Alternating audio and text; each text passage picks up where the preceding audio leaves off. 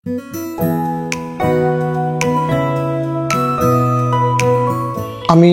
আজকে আপনাদের সঙ্গে এমন একটা জিনিস নিয়ে ডিসকাস করব যে জিনিসটা আজ থেকে 1 বছর 2 বছর আগেও খুব আমাদের ডিসকাশন আসতো না, কিন্তু আমি বিভিন্ন চ্যানেলে এই জিনিসটা বলেছি এবং সত্যি সত্যি আমি দেখছি যে অনেক পেশেন্ট আমার কাছে আসছেন এই কারণে যে এই প্রবলেমটা তারা অনেক দিন ধরে ভুগেছেন, কিন্তু আগে যেহেতু কোনো সলিউশন ছিল না। আপনারা যারা আমার পুরনো ভিডিও বা পুরনো কোনো পডকাস্ট বা পুরনো কোনো আমার শর্টস বা রিলস দেখেননি, তারা এই ভিডিওটাতে জানতে পারবেন যে জিনিসটা নিয়ে, টপিকটা নিয়ে কথা বলছি। এটা যদি আপনার লাইফে রিলেভেন্ট হয় তাহলে আপনারা এই সার্ভিসটা নিতে পারেন। আমি ডক্টর হিমাদ্রি চক্রবর্তী, আমি ওডোন্টোরা ক্লিনিক্যাল ডিরেক্টর। বিভিন্ন সমাজ মাধ্যম, বিভিন্ন সোশ্যাল মিডিয়া এবং বিভিন্ন চ্যানেলে আপনাদের সঙ্গে আমার দেখা হয় বিভিন্ন ডেন্টাল রিলেটেড টপিক, তার ট্রিটমেন্টস, তার রোগ সম্পর্কিত বিভিন্ন রকম তথ্য নিয়ে।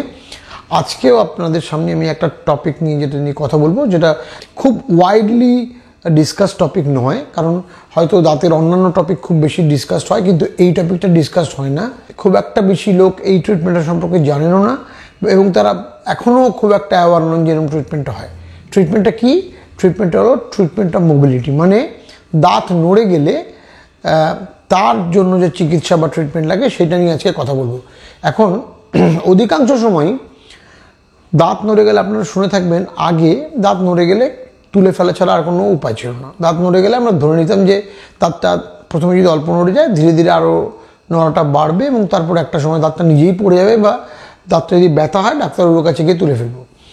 এবার 90s 2000 যে কিছু ট্রিটমেন্ট হচ্ছিল যেগুলো একদমই সায়েন্টিফিক নয়, সেগুলো হচ্ছে পাশের দাঁতগুলোকে কেটে ছোট করে এবং এই দাঁতটাকেও কেটে ছোট করে একটা ব্রিজের মতো কিছু করে দেওয়া। এটা একদমই আনসাইন্টিফিক ট্রিটমেন্ট এবং এরকম ট্রিটমেন্ট কিন্তু লিটারেচারে খুব একটা বেশি এক্সিস্টও করে না এবং এই ট্রিটমেন্টগুলো অ্যাকসেপ্টেড ট্রিটমেন্ট নয়।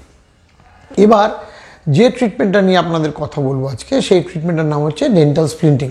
ডেন্টাল স্প্লিন্টিংয়ের একটা বড় ইতিহাস আছে, যেখানে বিভিন্ন মেটেরিয়াল দিয়ে স্প্লিন্ট করা হচ্ছে, কিন্তু আপনাদের যে মেটেরিয়ালটা নিয়ে স্প্লিন্ট করা বলবো সেটা একটা স্টেট অফ আর্ট টেকনিক।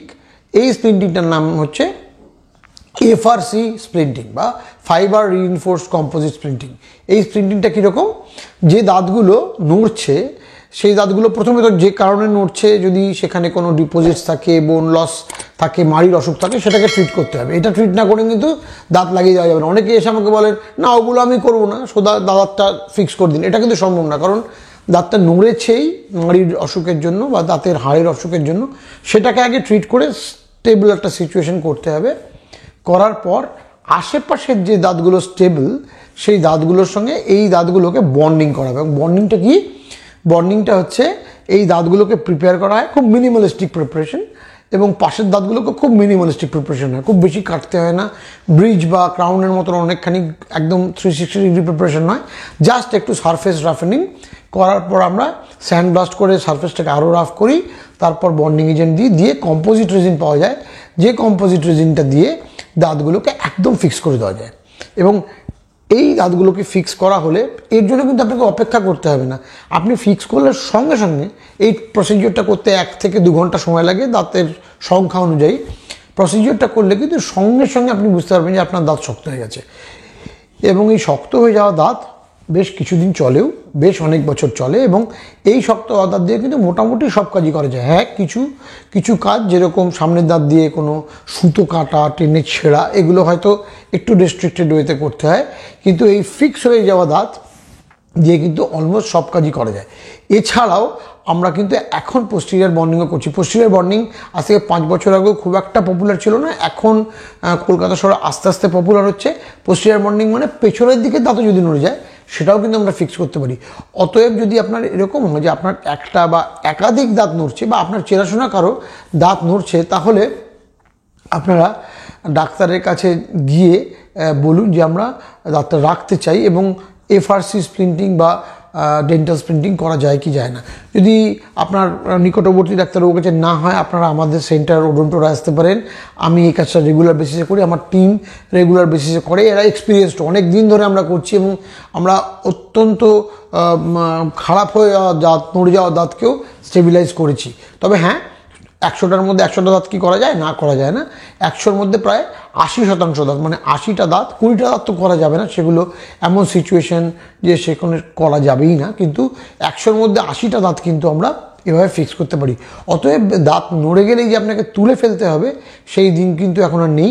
এখন আপনি দাঁত নড়ে গেলেও ফিক্স করতে পারেন বাই এফআরসি স্প্লিন্টিং বা কম্পোজিট স্প্লিন্টিং, এবং এই স্প্লিন্টিং একদম সেফ, এর কোনো পার্শ্ব প্রতিক্রিয়া নেই এবং ইনস্ট্যান্ট রেজাল্ট পাওয়া যায়, এবং এই রেজাল্ট বেশ সুদূর প্রসারীয়। আজকে করলে এরকম নয় যে 1-2 বছরে চলে যাবে, 5-7 বছর, এবং এমনকি সেরকম সিচুয়েশনে 10 বছর পর্যন্ত এই দাঁত থাকে।